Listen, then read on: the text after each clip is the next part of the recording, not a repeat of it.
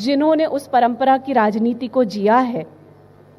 वरिष्ठ राजनेता सीपीआईएम के जनरल सेक्रेटरी श्री सीताराम येचुरी जी अब इस मंच पर पधारेंगे और उनसे बातचीत करेंगे वरिष्ठ पत्रकार श्री राज चावला जी। करतल ध्वनि से श्री सीताराम येचुरी जी का स्वागत कीजिए।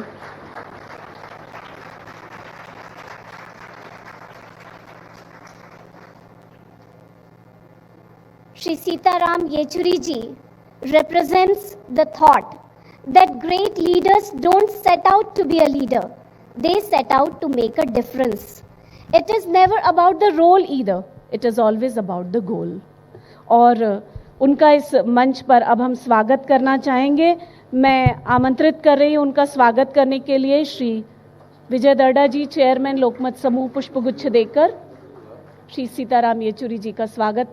उन दोनों ने संसद में बहुत सारा समय साथ बिताया है और एक अभिन्न मित्रता भी दोनों में रही है। श्री राज चावला जी का स्वागत, वरिष्ठ पत्रकार। तो इस मंच पर हैं एक ऐसे राजनेता जो ये मानते हैं कि जनता सुनती है, जनता देखती है, जनता टोकती भी है और रोकती भी है, वो अपनाती है तो ठुकराती भी है और फिर जनता कर देती है समय आने पर सबको खबरदार। यही तो है लोकतंत्र का व्यवहार। और इस मंच पर एक ऐसे पत्रकार हैं जो निर्भीक हैं, निष्पक्ष हैं, कभी आक्रामक हैं, कभी संयत हैं, कभी मुखर हैं, कभी प्रखर हैं।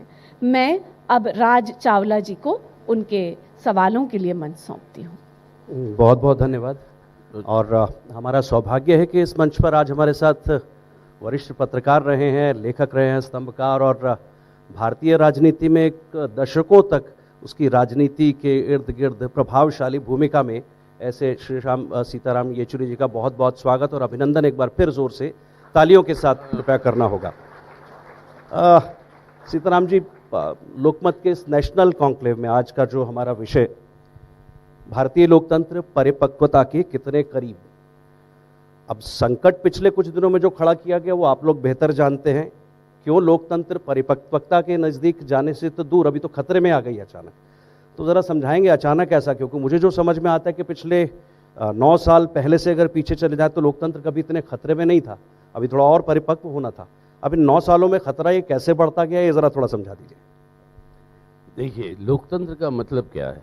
लोकतंत्र का मतलब सिर्फ चुनाव और वोट डालना नहीं है। लोकतंत्र का मतलब है कि जो संविधान इस लोकतंत्र का स्थापना किया, उस संविधान के अंदर जो अधिकार है नागरिकों का, वो अधिकार किस हद तक नागरिकों को मिल रही है। और जो संबंध पहले हुआ करता था लोकतंत्र से पहले एक राजा और प्रजा के बीच में, वो बदला एक सरकार और एक नागरिक के बीच में। और नागरिक को सरकार की जवाबदेही जो है वो नागरिक के लिए है। और जितना ज़्यादा ये जवाबदेही होगा उतना ज़्यादा डेमोक्रेसी मैच्योर होते जाएगी। पर ऐसा हुआ क्या कि ये कमजोर कहीं? अब यही अफसोस की बात है क्योंकि मैच्योरिटी कोई एक स्टैटिक इशू नहीं है, वो डायनामिक है, वो हर समय बदलते रहती है। अब आगे को बढ़ेंगे आप, ज़्यादा मैच्योर होने की जगह अब जो है आज की हालत में पीछे को चल रहे हैं। अब ये जो पीछे को जो चला जा रहा है कि डेमोक्रेसी का मतलब सिर्फ चुनाव और सिर्फ वोटिंग, जवाबदेही बिल्कुल नहीं है। और ये हम समझते हैं कि ये एक नेगेटिव डायरेक्शन में ये चल रही है। इसको आज रोकना ज़रूरी है हमारे देश की संवैधानिक व्यवस्था को मजबूत करने के लिए। पर हो क्या रहा? आप जब कह रहे हैं कि नहीं सब ये पीछे की तरफ जा रही है, इस देश का लोग जो है वो तो 140 करोड़ का लोग वो संसद तक पहुंचाता है एक पार्टी को, और पार्टी को काम करने का दूसरी बार भी अवसर देता है। फिर आपको कैसे लग रहा है कि ये पीछे की ओर जा रहा है? क्या तो ऐसा नहीं है कि लोकतंत्र देश के साथ, देश के विकास के साथ लोकतंत्र भी अब थोड़ा मजबूती की तरफ बढ़ रहा है? देखिए, लोग फिर वही बात मैं पहले समझाने की कोशिश कर रहा था। लोकतंत्र का मतलब नहीं है कि सिर्फ चुनाव और नतीजे चुनाव के। लोकतंत्र का मतलब है कि लोकतंत्र का कंटेंट क्या है, कितनी जवाबदेही हो रही है। आज सवाल ये है कि आज ही देखिए, आज सुबह जो पार्लियामेंट जो चल नहीं पाई, फिर वही सवाल जेपीसी के को लेकर या अदानी के मामले में जो भी फाइंडिंग्स आई। एक तरफ से सरकार कहती है कि इसके अंदर कोई गड़बड़ नहीं है, कोई गलती नहीं है। अगर कोई गड़बड़ नहीं है, कोई गलती नहीं है, तो जेपीसी से क्यों मुकर्रर हो भाई? जब आप विपक्ष में थे और हम भी विपक्ष में थे तो दोनों मिलकर लड़े थे। एक पूरा का पूरा विंटर सेशन पार्लियामेंट का स्थगित हो गया था क्योंकि वो जब इस पे 2G सवाल पर जेपीसी को गठित करवाने के लिए, तो अब जेपीसी करना यही जवाबदारी की बात है ना। अब ना करना जो है जवाबदारी से मुकरने की बात है। तो अब इसी वजह से अब ये कह रहे हैं कि सिर्फ चुनाव जीतकर अब सरकार में आए। और दूसरी बात ये भी समझिए, अब हाल में जो पिछले हुए आपके चुनाव नॉर्थ ईस्ट में 14 सीट घटी बीजेपी की त्रिपुरा में, मेघालय में आए उनको 2 सीट, लेकिन प्रचार माफ करना, मतलब आपकी तरफ से कह रहा हूँ मैं, मतलब यही होती कि क्योंकि बीजेपी की पूरी जीत हो गई। पहले हुए थे गुजरात में जीत हुई उनकी, हिमाचल में हारे, दिल्ली के लोकल बॉडीज में हारे हैं। तो ये जो सवाल जिस तरीके से पेश किया जा रहा है वही हम समझते हैं कि गलत है। यहाँ पे कंटेंट पर चाहिए, जो अधिकार आपको संविधान देता है हर नागरिक को, क्या वो अधिकारों की उल्लंघन हो रही है, तो वो डेमोक्रेसी पीछे हट रही है। तो क्या ये डेमोक्रेसी में आप इसको सही मानते हैं? कंटेंट की आप बात कर रहे हैं कि विदेश की धरती पे जाकर के अपने ही देश के लोकतंत्र पर सवाल उठाइए। वो लोकतंत्र जो संविधान से तो आप कहते हैं गवर्न होता है, लेकिन मुझे लगता है कि भारत के संस्कार में ही और पुरातन संस्कृति में लोकतंत्र पहले से है। आप उस लोकतंत्र को खतरे में बताते हैं, क्या ये कंटेंट है जो आप कह रहे हैं? नहीं, अब सवाल ये है कि जो आप कोई देश के और सरकार की नीतियों के बीच में फर्क करिए। आप सरकार की नीतियों के बारे में कोई भी आलोचना करता, क्या बोले वो क्या नहीं बोले मुझे पता नहीं, मैं तो सुना ही नहीं, वो अलग बात है। लेकिन देश की जो सवाल ये है, और दूसरा है सरकार की नीतियों का। देश के खिलाफ जो बोलेंगे वो आपकी बात सही है, लेकिन एक विपक्षी पार्टी होने के नाते सरकार की नीतियों के खिलाफ बोलना जो है, हम समझते हैं कि हमारी जिम्मेदारी है, हमारी दायित्व है। अगर उसको आप रोकेंगे या ठोकेंगे तो वहीं पर डेमोक्रेसी फिर पीछे को जा रही है। ठीक है, आपकी 2 बातों को जरा जोड़ता हूँ। ये आपने कहा कि नॉर्थ ईस्ट में पोल्स हुए और वहाँ जो भी रिजल्ट आए, पर अल्टीमेटली बीजेपी सत्ता में आई, उसको ज़्यादा बहुमत मिला है, लोगों ने पसंद किया है। दूसरा, फिर आपने कहा कि लोकतंत्र में जनता के अधिकारों की भी बात होती है, it's not all about elections. आपने खुद अभी त्रिपुरा के अंदर आपने पोल वायलेंस को लेकर के सीईसी से शिकायत की कि साहब वहाँ आफ्टर इलेक्शन के बाद जो है आपके कार्यकर्ताओं को उनके घर जलाए गए, और उसकी तस्वीरें भी सोशल मीडिया पर हमने देखी। क्या जरा बताएंगे, इस समय आप बहुत मुखर थे, लेकिन जब यही तस्वीरें बंगाल के चुनाव के बाद आई थी तब भारतीय जनता पार्टी ने कहा था कि उनके कार्यकर्ताओं को जलाया गया। क्या यही बात अब तब कहते जब केरल के अंदर कईयों के हाथ काट दिए गए, सीने पर तलवारें चली, घरों में जाके मारा गया, उस समय की डेमोक्रेसी तब वो खतरे में नहीं होती? जरा थोड़ा एक्सप्लेन करें। देखिए, पहली बात तो यह है कि नॉर्थ ईस्ट के बारे में आपने जो बोला, 2 सीट जीत के मेघालय के 60 एमएलएओं में कि उनकी जीत हो गई, जो कह रहे हो आप, या नागालैंड के अंदर उनकी जो माइनॉरिटी है उनके जो एमएलएस की, और 60 के असेंबली में उनकी जीत हो गई, ये कैसे कह रहे हो आप, ये मुझे समझाइए। अब ये मैं भी जानना चाहता हूँ। 14 एमएलए आप हारते हो और आप कहते हो कि जीत हो गई। नहीं, आप फिर पॉलिटिकल इलेक्शन पे चले गए। मेरा सवाल वही, आपने खुद उसको कहा था कि ये मानव अधिकारों से रिलेटेड है, तो मैं हिंसा की उन घरों की बात नहीं, मैं वो दूसरी पहलू है आपकी सवाल का या आपकी टिप्पणी का। वो सवाल ये थे, पहली बात तो ये है कि बंगाल के अंदर जब हुआ था सबसे ज्यादा, तकरीबन आज बंगाल के अंदर 300 से ज्यादा लोग, हमारे कार्यकर्ताओं की हत्या हुई। ये बात हम हर समय कहते आ रहे थे, आज भी कह रहे हैं कि पिछले बार ये हाईलाइट ये इसलिए हुआ क्योंकि बीजेपी ने कहना शुरू किया कि हम उनके कार्यकर्ताओं पे हमला हो रही। ये हर चुनाव में बंगाल के अंदर जब से तृणमूल की सरकार आई ये काम होता रहा है। और ये बात इसलिए इस पर कहिए, बीजेपी के खिलाफ जब हुआ कि हम क्यों नहीं आवाज़ उठाए, गलत। उस समय आवाज़ हम उठा ही रहे थे पहले, तो वो एक बात गलत। दूसरी जो बातें आपने बताई अभी केरल के लिए, मुझे इसकी जानकारी तो बिल्कुल है नहीं। कहाँ से मिली ये जानकारी? हाथ काट दिया गया, किसके हाथ काट दिए, मतलब कैसे हो गया ये सब प्रचार जो चल रहा है, ये हमने कभी इस तरीके की सुना नहीं। बिल्कुल वहाँ पे राजनीतिक हिंसा होती है। अफसोस की बात यह है कि कई सारे प्रांतों में देश में राजनीतिक हिंसा होती है। प्रतिद्वंदी पार्टियों के बीच में ये होना नहीं चाहिए, ये हमारा मानना। लेकिन प्रतिस्पर्धी पार्टियों के बीच में ये हिंसा होती है, इसको रोकना जरूरी है, तभी तो डेमोक्रेसी मैच्योर होगी। तो ये कैसे हो जाता है कि पश्चिम बंगाल में जिस पार्टी के साथ आप खड़े होते हैं, फिर केरला में वही पार्टी आपके विरोध में चली जाती है, सेंटर में आपका कुल मिलाकर के कुछ और ही स्टांस हो जाता है, वो तीनों ही इकट्ठे एक मंच पर नजर आते हैं?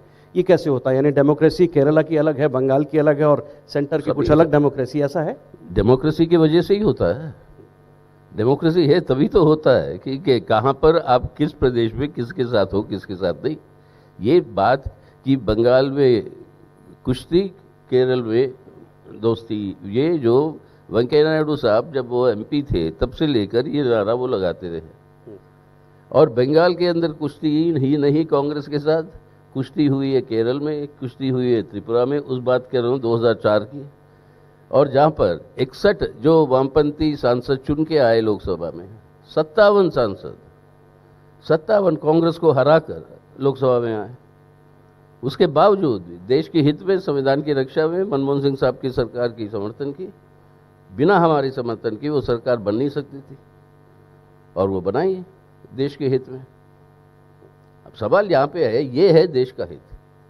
कहाँ पे जाके कौन किसने क्या बोला वो नहीं, सवाल ये है कि हमारी संवैधानिक व्यवस्था, इस संवैधानिक व्यवस्था को बरकरार रखना और मजबूत करना, जो अधिकार दिए हैं संविधान ने, मौलिक अधिकार, उन अधिकारों को और आगे ले जाना, ये है मैच्योरिटी। ठीक है, मेरे मन में आपकी बात सुनकर के प्रश्न आता है, डेमोक्रेसी या अपॉर्चुनिटी, एक देश हित या राजनीतिक हित, इनमें बहुत महीन फर्क होगा। आप राजनीतिक हित को देश का या अपॉर्चुनिटी को डेमोक्रेसी का नाम कह सकते हैं, यही राजनीति भी और यही सुंदरता भी है। हाँ, मुझे एक सवाल आपसे ज़रा और पूछना है। आपने सही अभी कहा कि एक समय आप सरकार में थे, आपने देश के हित में वो सरकार बनवाई, आप बहुत रेलेवेंट थे। ऐसा क्यों हो रहा है कि आज वही रेलेवेंट पार्टी ऑपोजिशन को यूनाइट नहीं कर पा रही है? आप कई मंच पर इकट्ठे आना चाहते हैं, एक कोई इशू उठता है उस पर काफ़ी लोग बोलते हैं, लेकिन अचानक से दो लोग पीछे हट जाते हैं एक कदम।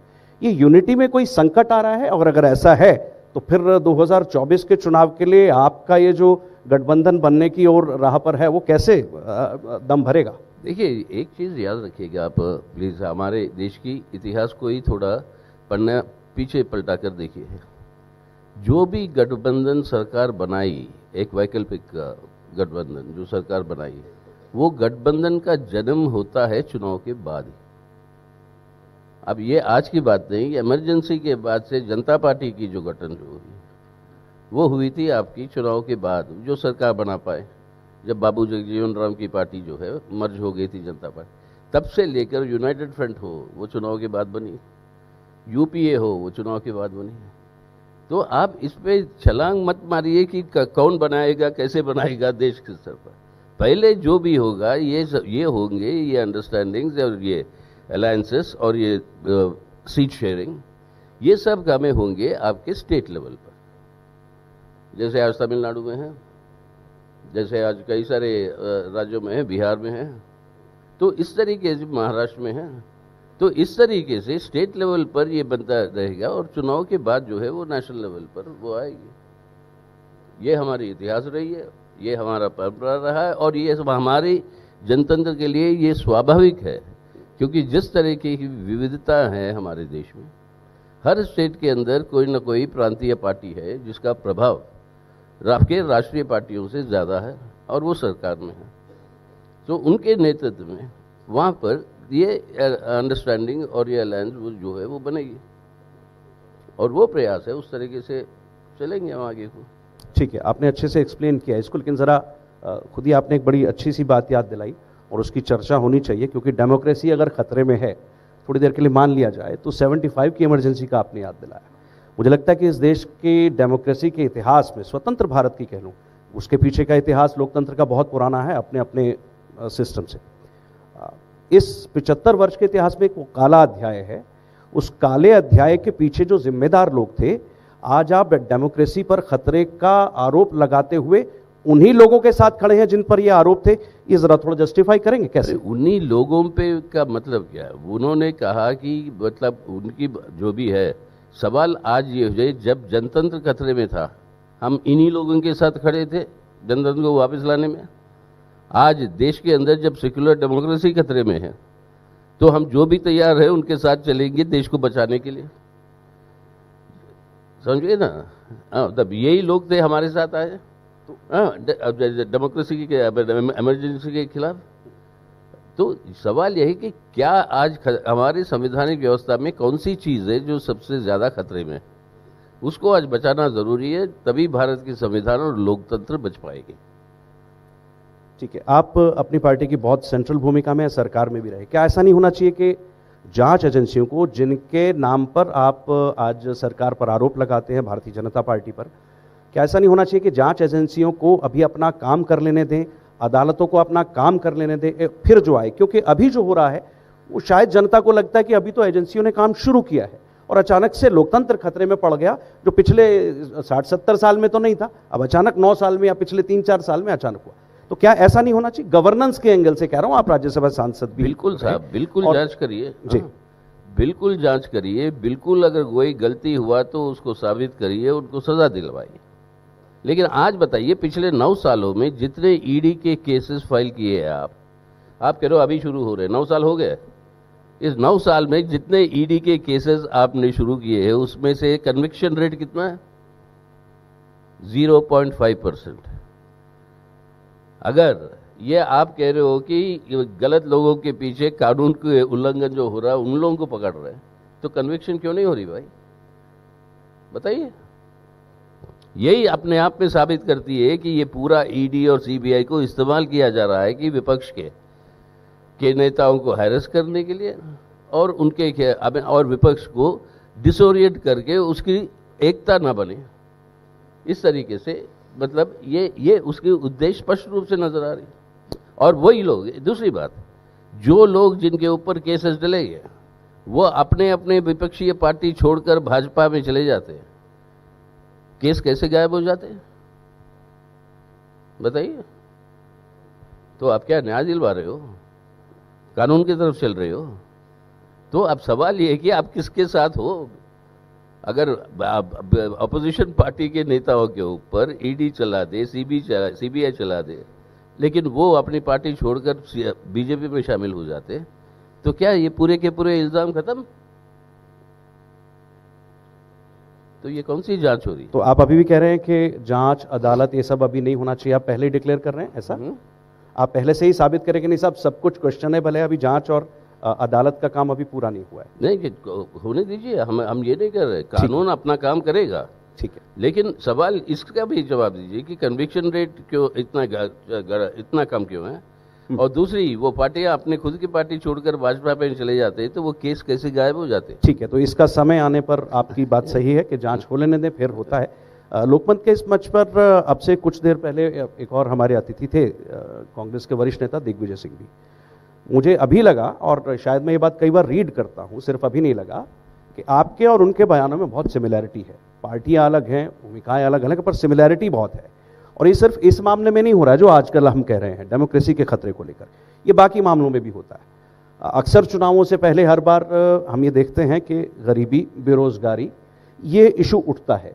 और हर बार मैं हर विधानसभा चुनाव से पहले कह रहा हूँ, पिछली बार मार्च में यूपी के हुए, इस बार मार्च में, और लगातार बंगाल से भी पहले ये बात हुई थी, और सभी लोग एक साथ बोलते हैं। मेरा सवाल ये है कि सरकार ने हाल ही में कई सारे आंकड़े जारी किए, उनकी तरफ कभी ध्यान गया क्या? कि जैसे कल ही एमएसएमई के लिए 3.5 लाख करोड़ का एक पैकेज की बात हुई, उससे ज़्यादा की। सरकार का इंफ्रास्ट्रक्चर का बजट पिछले 9 साल में 5 गुना बढ़ा, 2 लाख करोड़ से बढ़कर 10 लाख करोड़। क्या ये केंद्र सरकार का इंफ्रास्ट्रक्चर पर जो स्पेंडिंग बजट में आनी है वो 2 लाख से बढ़कर 10 लाख।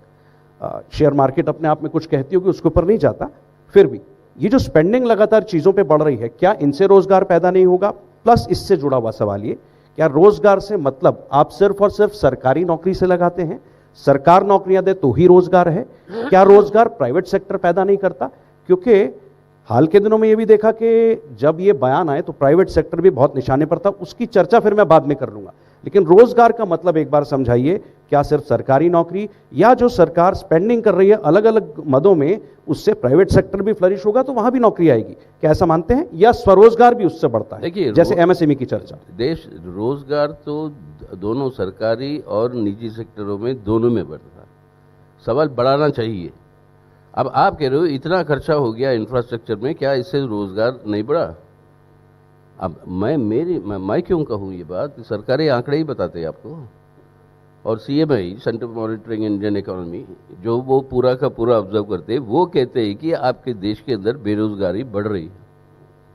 और पिछले 2 सालों के अंदर उनका जो कहना है कि कम से कम 25 लाख से ज़्यादा, नहीं 25 मिलियन से ज़्यादा यूथ जो वर्कफोर्स में आए हैं, उनको जो है नौकरी मिली नहीं। अब ये सब आप इंफ्रास्ट्रक्चर में खर्च कर रहे तो नौकरी क्यों नहीं बढ़ रही भाई? और ये कहाँ पे इंफ्रास्ट्रक्चर में खर्च हो रहा है वो नज़र तो आया। और एक बात ये, दूसरी ये है कि रोजगार की बात अगर कह रहे हो कि मनरेगा को लीजिए, मनरेगा के ऊपर आज क्यों 1/3 कटौती किया आपने इस बजट में? और वो कहते हो कि डिमांड ड्रिवन है, लोग अगर मांगेंगे तो हम देंगे पैसा। लोग मांग रहे हैं, पैसा नहीं मिल रहा है। काम कर चुके हैं, उसका आपका वेतन नहीं मिल रहा है। ये क्यों हो रहा है फिर? तो प्रचार एक बात है, जमीन पर हकीकत दूसरी है। ठीक है। रोजगार के संदर्भ में 2 बातें आई। एक ये कि जब सरकार अपनी ओर से करती है, रेलवे में कुछ हुआ, और दूसरा बड़ा प्रोजेक्ट सरकार का जो सरकारी नौकरियों के संदर्भ में था वो था अग्निवीर योजना, बहुत चली। लेकिन जब वो शुरू हुई थी तो आप ही के लोग थे, आप ही के लोग तमाम सड़कों पर थे, इंस्टिगेट किस तरह से बयानों से कर रहे थे।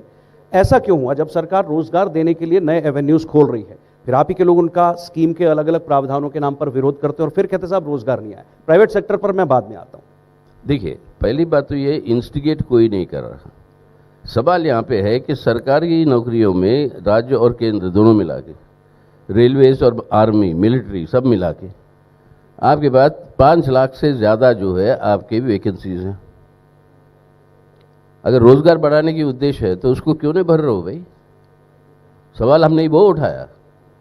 आप जो है ये योजना शुरू करते हो आर्म फोर्सेस के लिए, और वो उसी जगह पर खाली पड़े हैं पोस्ट, सैंक्शन पोस्ट, उनको क्यों नहीं भर्ती कर रहे हो? ये 4 साल के लिए अग्निवीर उनको लगा के, और 4 साल के बाद ना पेंशन उनको, ना उनको कोई फ्यूचर प्रोजेक्ट। लेकिन इन 4 सालों में वो जो है सुप्रीम सैक्रिफाइस करने के लिए तैयार है देश की रक्षा के लिए, उनको करना है।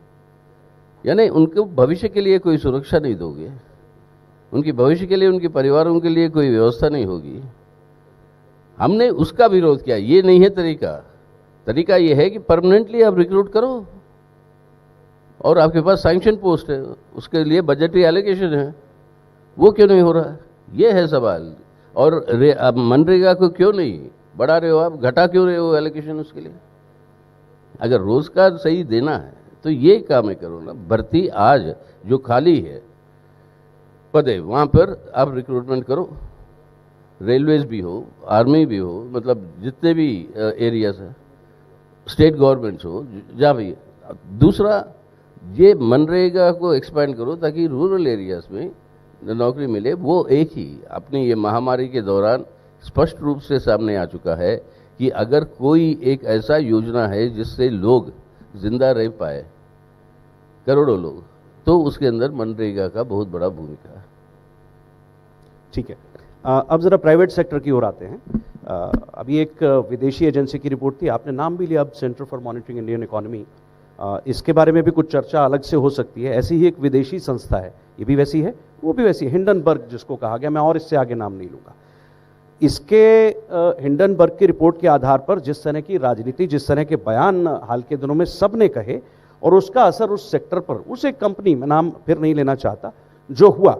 और ये पहली बार नहीं था, इससे पहले भी प्राइवेट सेक्टर को लेकर के बंगाल में आपका जो बंगाल से इंडस्ट्री लगभग भाग चुकी, बाद में तो जो टोला सिस्टम आया है वो एक अलग कहानी है। तो मेरा कहना है कि प्राइवेट सेक्टर के प्रति यदि आप उदार नहीं होंगे, प्राइवेट सेक्टर कुछ कर नहीं पाएगा, रोजगार नहीं बढ़ाएगा, तो फिर आपकी तो ये शिकायत ऐसे ही रहेगी। एक तरफ आप कहते हैं रोजगार बढ़ाइए, दूसरी तरफ प्राइवेट सेक्टर को टारगेट करना अलग अलग बहाने से। टारगेट ये क्यों? ये भी गलत बता रहे हैं। टारगेट कैसे? जैसे आप हिंडनबर्ग की बात हुई, हिंडनबर्ग के बाद हम क्या प्रचार किया, हमारी बयान क्या था, और आज पार्लियामेंट के अंदर हमारे सांसद क्या कह रहे हैं। ये इन कंपनियों के ऊपर जहाँ पे हिंडनबर्ग ने जो भी किया, मतलब जांच, पहली बात तो उसके अंदर जांच हो कि भाई ये क्या हो रहा है, इसको रहने दीजिए। दूसरी तरफ ये है कि LIC का और स्टेट बैंक ऑफ इंडिया का बहुत सारा पैसा इसके अंदर उन्होंने इन्वेस्ट किया हुआ है। अब ये पैसा जो है लोगों की जिंदगी भर की बचत है।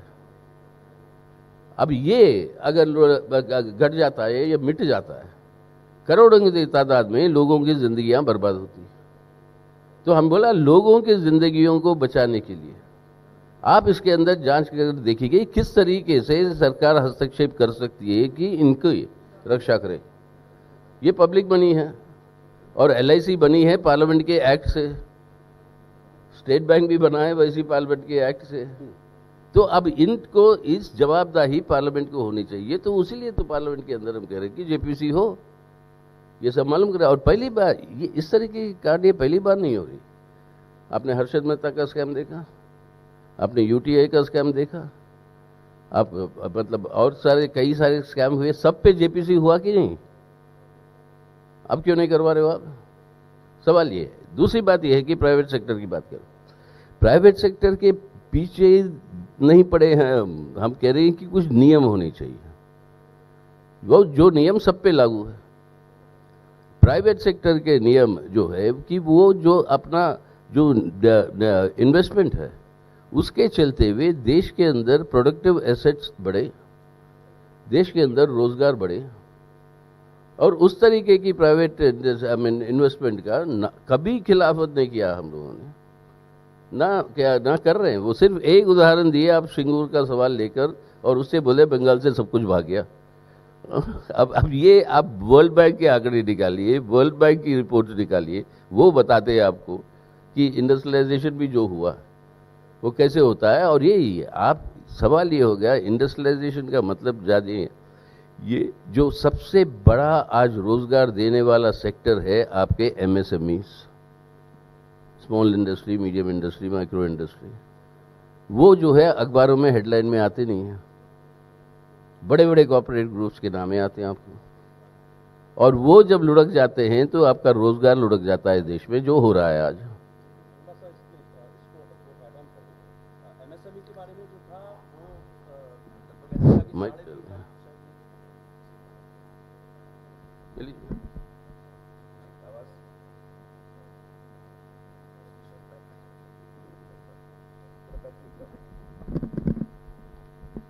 जी, MSME को लेकर के ये अभी कल ही का डेटा पार्लियामेंट का है, 3.5 लाख करोड़ का जो पैकेज MSME का आया, वो एक बात थी। दूसरा स्टार्टअप है, मुद्रा है, ये इस तरह के कई चीज़ें छोटी शुरू हुई थी। उसको मैं ऐड ऑन कर रहा हूँ, इसमें मतभेद हो सकता है, आप कहेंगे इनके रिजल्ट आने में थोड़ा समय लग सकता है। एक बात, बंगाल के बारे में जो आपका असेसमेंट है उससे थोड़ा सा मैं असहमत हूँ, क्योंकि जो 21 के चुनाव हुए और उस समय हमने बंगाल का हमने कई लोगों से वहाँ बात भी की, लगातार भ्रमण भी किया। कई फैक्ट्रियों में ताले लटके दिखाई दिए, वो कई कारणों से। पीछे के 30 सालों में क्या हुआ था और बाद के कुछ वर्षों में क्या हुआ, क्योंकि टोलाबाजी भी मैं उसको एक कारण मानता हूँ। एक बहुत बड़ी फैक्ट्री गई, तो ये सिर्फ अकेला बंगाल का मामला नहीं है। जहाँ जहाँ सरकारें, केंद्र और राज्य के थोड़ा अलग अलग राजनीतिक मत होता है, वहाँ ये खटपट होती, लेकिन बंगाल में ज़रा ज़्यादा थी। उसका एक बड़ा कारण था ट्रेड यूनियंस को, यूनियनबाजी को, राजनीतिक पार्टियों का समर्थन जो आज भी है, उससे दिक्कत होती है। क्या आपको लगता है आज के दिन में इससे बदलने की जरूरत है? जी नहीं, मैम समझते हैं कि ट्रेड यूनियन होने की वजह से एक डिसिप्लिन होती है वर्किंग क्लास में। कई सारे उद्योगपति है जो हमसे आके खुद व्यक्तिगत रूप में कहे कि उनके कारखाने में हमारी ट्रेड यूनियन का स्थापना करें। हम बोले क्यों? कहते आपसे हम बातचीत कर सकते हैं राजनीतिक तरीके से, आपसे इश्यूज के ऊपर हम बात कर सकते हैं, बाकी लोग तो कमीशन ट्रेड यूनियन है। अब ये बताइए, बंगाल में ये बताइए जो आपको कमीशन के आधार पर, कट्स के आधार पर आप काम करना चाहते हैं, जो बंगाल में हो रहा है आज पिछले इतने सालों में, या आप ट्रेड यूनियंस के साथ काम करना चाहते हो जहां पर बातचीत के आधार पर आप समझौते पे आ सकते हो। हम समझते हैं वो बेहतर है जो हम कह रहे हैं। सो ट्रेड यूनियन पर अंकुश नहीं, आप ये प्राइवेट, ये कमीशन एजेंट्स और ये जो कट्स ले रहे हो आप, ये पूरा का पूरा एक प्राइवेट व्यवस्था बनाया कि कहीं पर 40%, कहीं पर 30%, जो भी आपको कॉन्ट्रैक्ट मिलता है उसका हिस्सा जो है उनको जाना चाहिए। अब ये जो बन रहा है इसको रोकिए आप।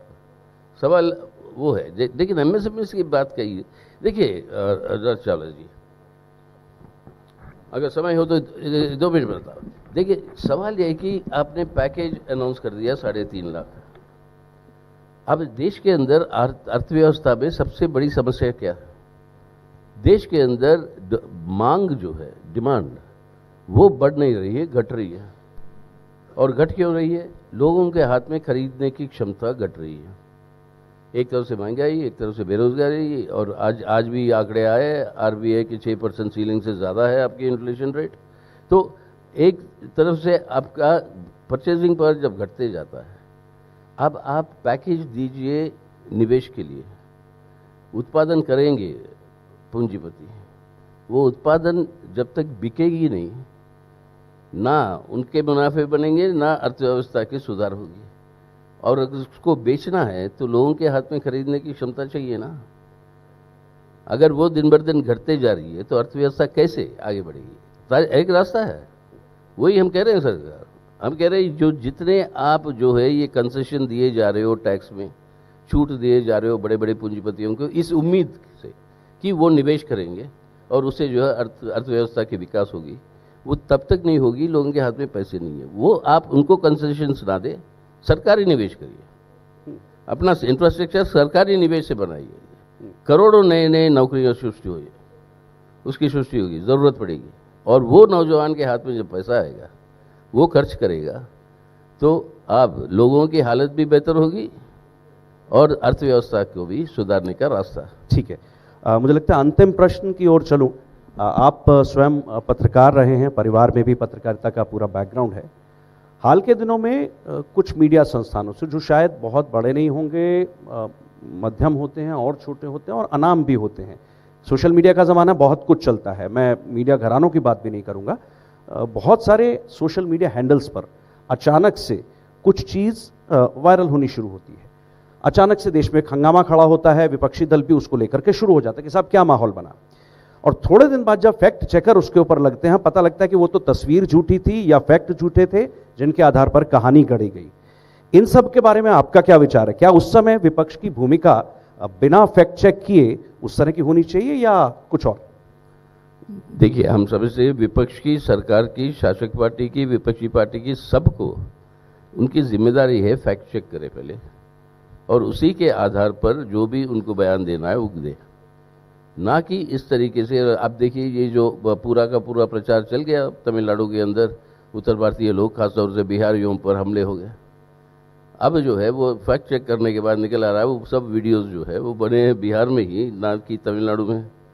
अब लेकिन बलबा तो खड़ा हो गया था, और सरकारें जो वहाँ पे हस्तक्षेप किए, तो उस वजह से मतलब ये बड़ा क्राइसिस से बच गया। तो ये बहुत ही गंभीर समस्या है देश के सामने। आपने जो अभी उदाहरण दिया वो तमिलनाडु का दिया, लेकिन हाल के दिनों में मैं जिसका नाम नहीं लेना चाह रहा हूँ, उस पर कई आप ही के साथियों का पूरा मैं कहूँ कि बयानों की टोन, आशीर्वाद, वरदहस्त, ये बहुत कुछ रहता है। और आप जानते हैं मैं किसकी बात कर रहा हूँ। शायद अभी थोड़ी सी घटना चली, मैं नाम नहीं ले रहा हूँ, कृपया इसके बारे में थोड़ा कहेंगे कि कैसे करना चाहिए हम सबको? बिल्कुल, हम ये कहते हैं कि हर पॉलिटिकल पार्टी को, अगर जिम्मेदार पार्टी है तो बिना फैक्ट चेक किए उसको जो भी खबर सोशल मीडिया में छपती है उसको आगे ना ले जाए, नंबर 1। ये हम समझते हैं कि हमारी जिम्मेदारी है। ठीक है, आप पत्रकार हैं, बहुत संभल के डिप्लोमेटिकली आपने बात कही है, बहुत अच्छा लगा। और मुझे लगता है ऑडियंस में अगर कुछ लोग हमारे साथी कुछ प्रश्न पूछना चाहते हैं, और यदि माइक हमारे पास व्यवस्था है तो एक एक करके आप खड़े हो जाएंगे एक बार अगर प्रश्न पूछना। जी,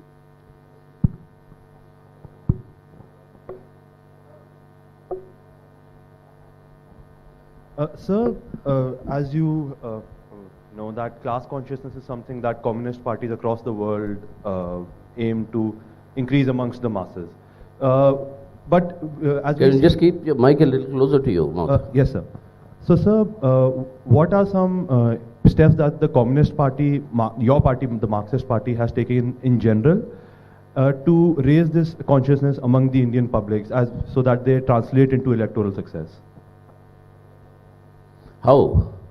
That's Yes, the question, huh? Yes, sir. Yeah, that is where the issue comes, that today, unfortunately, in our political situation, we'll have, when the Communist parties take up the issues, let's say, even of this farmer struggle, even of the worker struggles, even of these things, you'll have lakhs and lakhs of people who will join in those struggles and movements. But when it comes to voting, you don't find that automatically being translated. Now that is where the current political atmosphere, which I think is a little, which is a regression of the maturation of our democracy, whereby it is not the objective reality and factors, but the subjective perceptions of people which are molded by what is generally being discussed today as what we call a post-truth society. A post-truth society is one where people are urged to respond on the basis of emotional appeals, on the basis of an individual emotional appeal rather than the objective realities. Now that is something that's got to do with the social consciousness of the people. And all those forces which are trying to create this sort of a false consciousness, that will have to be combated. And that is precisely what is happening in India today. You have this sometimes venomous campaigns of hate and violence that goes on, targeting certain communities, etc. And then the polarization that happens. Now that is actually, they are diversing the actual lived reality with that of a perceived reality. And that is the post-truth society. नमस्कार sir आजकल trade union movement जो है वो कमज़ोर होता जा रहा है, ऐसा क्यों है? और सर क्या आपको ऐसा नहीं लगता कि इसके कमज़ोर होने से लोकतंत्र को खतरा बढ़ गया है? कमज़ोर होने के लिए क्या sir? Trade union movement, trade union movement sir है आजकल कमज़ोर होता जा रहा है। आखिरी बात क्या गई? इसके कमज़ोर होने की वजह से लोकतंत्र को खतरा बढ़ रहा है सर। बिल्कुल सही कहा आपने कि ट्रेड यूनियन मूवमेंट कमज़ोर होता जा रहा है। इसके पीछे कई सारे कारण हैं। पहला कारण ये है कि कानूनों के अंदर बहुत बड़ी बदलाव आई। पुराने जितने कानून थे, जो कानून याद रखिए, ट्रेड यूनियन के कानून बने थे देश की आज़ादी से पहले। वो लड़ के ट्रेड यूनियन वाले बड़े बड़े संघर्ष करके अपने देश के मजदूर वर्ग इन अधिकारों को हासिल किया था ब्रिटिश हुकूमत से। वो हमारे संविधान, अब आज़ादी के बाद संविधान के अंदर वो सब शामिल हुए थे। अब वो सब कानून रद्द है आज पिछले 9 सालों में, और उसके जगह पर आ गए 4 लेबर कोड। और उस लेबर कोड के चलते हुए आपको ऐसी परिस्थिति आई, कोई स्थिरता नहीं है आपके रोजगार में, और स्थिरता ना होने की वजह से आज सिर्फ 6% और शायद उससे भी कम आपके देश के अंदर संगठित मजदूर वर्ग है, संगठित, बाकी सब अनऑर्गेनाइज्ड है। और अनऑर्गेनाइज के लिए कोई अधिकार नहीं है आपको अपनी अधिकारों के लिए लड़ने के लिए। तो अगर लड़ना शुरू करो तो आपको नौकरी से छटनी हो जाएगी। वही सबसे बड़ी संघर्ष है कि कानून बने आज अनऑर्गेनाइज लेबर के लिए, और वो अनऑर्गेनाइज लेबर के लिए, और सब जगह पे आप देखोगे ये सब आउटसोर्सिंग हो रहा है, कोई रिक्रूटमेंट नहीं है नौकरियों में। यहाँ तक कि आपके टीचरों का भी, एडहॉक टीचर्स जो बने गए आपके यूनिवर्सिटीज़ के अंदर, उसकी संख्या रेगुलर टीचर से ज़्यादा है। और ये सब एडहॉक टीचर जो है वो अपनी मर्जी पर रहते हैं मालिक के, तो उनको ट्रेड यूनियन के अंदर आयोजित करना, मतलब वो हालत जो है बदल दी गई इस कानूनी व्यवस्था में। और आपकी बात बिल्कुल सही है, ये लोकतंत्र के लिए बहुत हानिकारक है। और जब तक मजदूर संगठित होकर एक पॉलिटिकली वो एक डिस्कशन नहीं करता, वरना अनार्की स्प्रेड होगी, एंड दैट इज वो बहुत बड़ा डेंजर है। जी, thank you sir. I Yeah, so my question is very similar to one of the previous questions that the host himself pointed out. In one of his questions, he drew parallels between your grievances and your comments to that of Sri Digvijay Singh. And I myself am a student of Delhi University, so I can very closely observe the activities of the Student Front of India. So my question is that why does the Communist Party of India and by extension the Student Front of India resemble more closely a bunch of red liberals? A little distance, yeah. I'm getting a little muffled. Yeah, what's your question?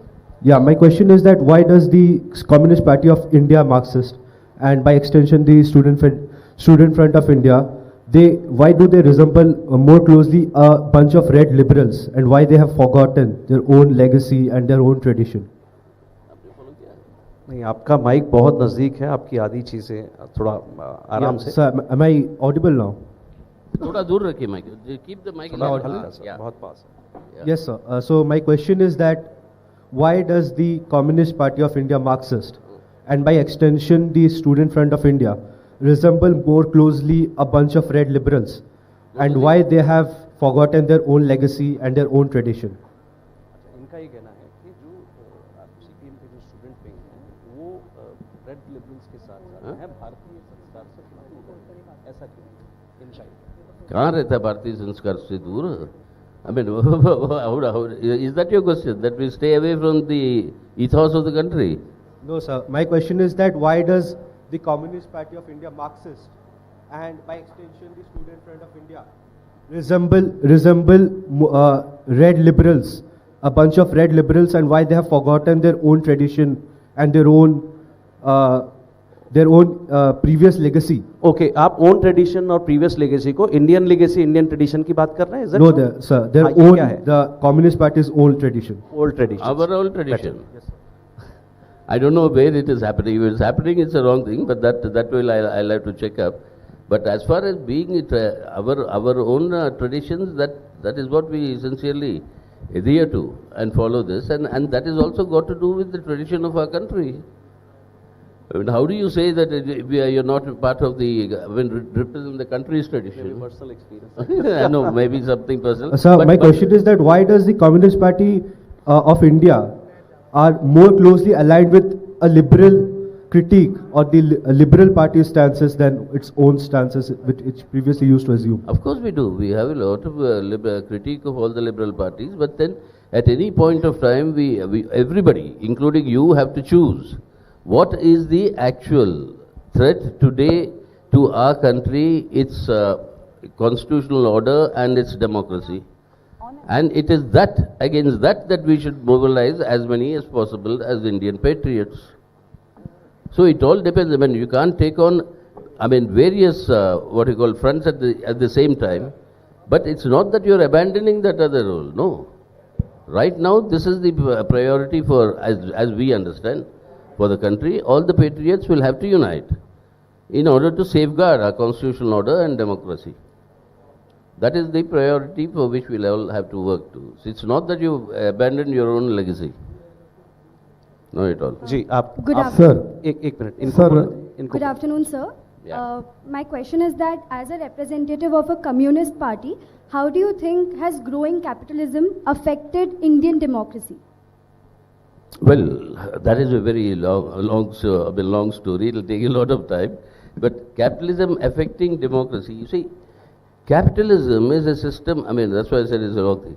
It's a system where it also needs a little bit of democracy. It is only through the democratic choices of the people that capitalism can actually benefit.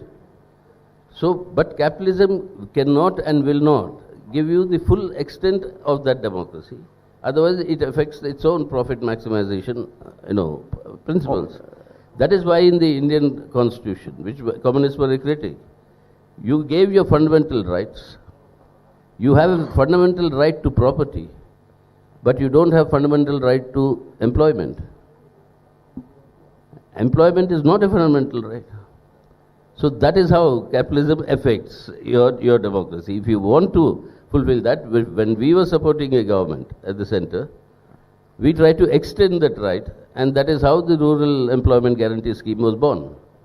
Manrega was born because of the extension of segment, because you couldn't bring it into the constitution. So what is the right to live, right to survive, the right to employment, the right to proper education, all these things will have to be, and will have to be given as fundamental rights, but that is what capitalism limits. तो आपका कहने का अर्थ ये हुआ कि ये दोनों आपस में कोई विरोधी नहीं है, चलते हैं पैरेलल पर एक संतुलन के साथ, ऐसा आप कहना चाहते हैं? संतुलन के साथ माने दोनों कोशिश करते हैं कि अपनी अपनी असर को बढ़ाते जाए, वही है संघर्ष, मतलब। ठीक है, मुझे लगता है अब एक अंतिम प्रश्न जरा उनका काफी देर से आप आप बोलिए। नमस्कार सर। सर मेरा प्रश्न आपसे यही है कि भारत में कम्युनिस्ट पार्टी का फ्यूचर क्या है और उसका एक फ्यूचर इंडिया के निर्माण में आप क्या रोल देखते हैं, क्योंकि हम देख रहे हैं कि डिक्लाइन तो हो रहा है सर। बंगाल में आप 0 हैं, त्रिपुरा में पिछले 2 इलेक्शन हार चुके हैं, तो सर फ्यूचर क्या है कम्युनिस्ट पार्टी का भारत में? भारत के अंदर कम्युनिस्ट पार्टी का फ्यूचर क्या है, तो हम यही कह सकते हैं कि भारत की फ्यूचर कम्युनिस्ट पार्टी है। सर मेरा भी क्वेश्चन सर एक लास्ट और इसमें थोड़ा सा मैं जोड़ दूं इसमें, क्योंकि मेरा पहला सवाल भी ये था कि 9 साल हुए और उससे पहले काफ़ी धीरे धीरे चीज़ें रिड्यूस हो रही हैं। वो एग्जिस्टेंस का सवाल भी है और रेलेवेंस का सवाल भी है।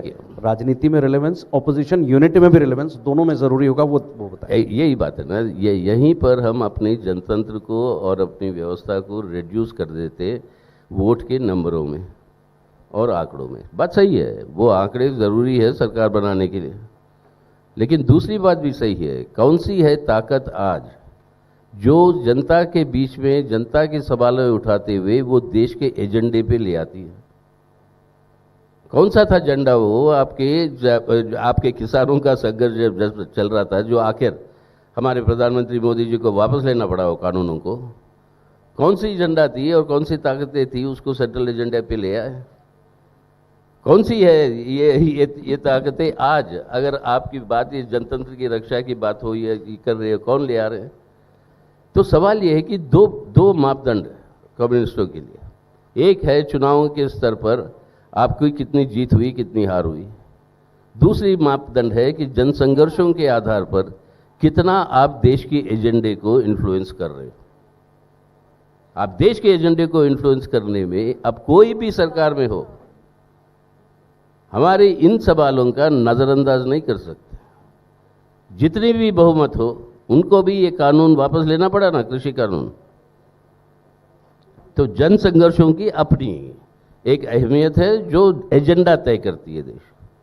सो इसीलिए हम पहले से ही कह रहे हैं आपको, जनतंत्र का मतलब सिर्फ कितने सीट जीते आप, वो ही नहीं है, वो है इंपॉर्टेंट मापदंड।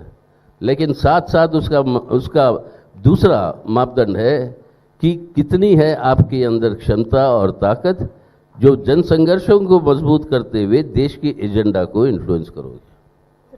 चलिए, बहुत अंतिम प्रश्न और बहुत छोटा सा। मैंने मुझे पीछे बेंच से एक लेना पड़ेगा। मैंने गलत ना सुना हो तो पत्रकार रह चुके हैं आप, और मैं भी एक पत्रकारिता की छात्रा हूँ। अच्छा, तो आपने अभी संवैधानिक व्यवस्था को बनाए रखने की बात की, लेकिन हमारे यहाँ पे एक तरफ ऑफिशियल सीक्रेट एक्ट है और दूसरी तरफ प्रसार भारती। जब प्रसार भारती मीडिया के लिए एक रेगुलेटरी बॉडी की तरह काम करती है और मीडिया एक बहुत बड़ा स्रोत है इस चीज़ के लिए कि संवैधानिक व्यवस्था बनाए रखने के काम आ सकता है, एक रोल प्ले कर सकता है, फिर ये ऑफिशियल सीक्रेट एक्ट आज क्यों? ऑफिशियल सीक्रेट एक्ट मतलब वो सिर्फ मीडिया के लिए नहीं, ऑफिशियल सीक्रेट एक्ट है आपके देश के अंदर क्या आपके ऑफिसरों के लिए, आपके जो पद होल्ड करते हैं उन लोगों के लिए, जो भी आपके संविधान के ऊपर शपथ लेकर एक कुर्सी मतलब एक ऑफिस पर आते हैं, उन सब के ऊपर ये ऑफिशियल सीक्रेट एक्ट लागू है, उनके ऊपर लागू है। और ये है मतलब नियम वो ब्रिटिश हुकूमत से उसके तरफ से ये आ रहे हैं, क्योंकि बहुत सारे मतलब सवालों के ऊपर सरकारी निर्णय जो होते हैं उसके अंदर कई सारे पहलू होते हैं जो देश के हित में नहीं है कि वो बाहर मतलब उसके बारे में चर्चा हो। तो उसीलिए ऑफिशियल सीक्रेट एक्ट इसका, बट दैट इज वो किसी भी तरीके से मीडिया के ऊपर उस तरीके से बात नहीं आई है। इस ऑफिशियल सीक्रेट एक्ट को वायलेट नहीं किया तो मीडिया के पास कुछ नहीं पहुंचेगी, पहुंचना भी नहीं चाहिए। ऑफिशियल सीक्रेट एक्ट जब तक है वो रहेगी। लेकिन प्रसार भारती की जो बात आपने कही, तो सवाल यहाँ पर है प्रसार भारती मीडिया जो ना है कि देश को ज़रूरत है, उस जिस समय से प्रसार भारती बनी तब से हमारा पार्टी का कहना है कि एक नेशनल ब्रॉडकास्टर की ज़रूरत है। Yes sir, national broadcaster, not a government all India radio, not a government broadcaster. बहुत छोटा सवाल और बहुत छोटा उत्तर sir. Okay, that is what we require. Sir मेरा सवाल है, जैसे आप मैं ये उदाहरण नहीं दे रहा हूँ, जैसे बीबीसी नहीं बोल रहा हूँ, नहीं तो बलवा मतलब उसके अंदर भी गलत इंटरप्रिटेशन हो जाएगा। तो लेकिन नेशनल ब्रॉडकास्टर चाहिए जी। सर मेरा सवाल वोट्स को लेकर था कि आप बोल रहे हैं वोट से अकेला नहीं होता, लेकिन वोट हम देना चाहते हैं आपको, पर आप लोग कोई आते ही नहीं है, आपके अलावा और कोई नेता ही दिखता ही नहीं है नॉर्थ इंडिया में, तो क्या कर सकते हैं फिर? माफ़ी भाई हमारी, और आपके पास आप ज़रूर आएंगे ना, आपके पास आएंगे, आपके पड़ोसी के पास भी जाएंगे हम आएंगे, प्लीज़ आइए साथ मिलकर। हमें ये नहीं कि हमें जितवाइए, सिर्फ वो ही मकसद नहीं है, हमें साथ मिलकर अपने देश को आज पहले बचाना है ताकि हम बदले उसको एक बेहतर भारत में। बहुत अच्छा है। इस सभागार में बहुत अच्छे सवाल आपके पास आए हैं सीताराम जी, और मैंने भी कुछ पूछा होगा। तो आपने जिस सौम्य स्वभाव के साथ, जैसे आप हमेशा से रहे हैं, जिस मृदु भाषा में आपने उत्तर दिए हैं और सबको सरलता से वो समझ में आए हैं। आप लोकतंत्र नेशनल कॉन्क्लेव इस मंच पर आए हैं, आपका बहुत बहुत धन्यवाद। और मुझे लगता है कि अब जब आपने इतना कुछ बताया है, हमारा ज्ञानवर्धन किया है, तो अब वक्त जरा है सम्मान का भी। तो जरा मेरा आवेदन आपसे आग्रह है कि कृपया मैं धन्यवाद कर दूं राज चावला जी को कि आज में बड़ी पेशेंस के साथ मतलब मेरे से ये सवाल ही पूछे और ये चर्चा हुई, और लोकमत को और मेरे भाई विजय दरदा जी को कि आज ये कॉन्क्लेव के लिए हमें आमंत्रित किया, उसके लिए बहुत बहुत शुक्रिया। बहुत बहुत धन्यवाद। मैं आमंत्रित कर रही हूँ ग्रुप एडिटर लोकमत श्री विजय बाविस्कर जी को कि वे आदरणीय सीताराम येचुरी जी को सम्मानित करें। इस मंच पर बहुत सार्थक संवाद इस सत्र में हुआ, शोर शराबा नहीं, हो हल्ला नहीं, संयत, शांत और गंभीर सवाल और वैसे ही जवाब भी। और आप सब लोगों ने भी बहुत अच्छे से रिस्पांस दिया, आपने इतने सारे सवाल पूछे, आप सबको भी विशेष धन्यवाद। बहुत बहुत धन्यवाद सीताराम येचुरी जी, और बहुत बहुत धन्यवाद राज चावला जी। एक बार पुनः तालियां होनी चाहिए इस सत्र के लिए। एक बड़ा ही सार्थक सत्र आज लोकमत नेशनल कॉन्क्लेव में हुआ है। परम श्रद्धा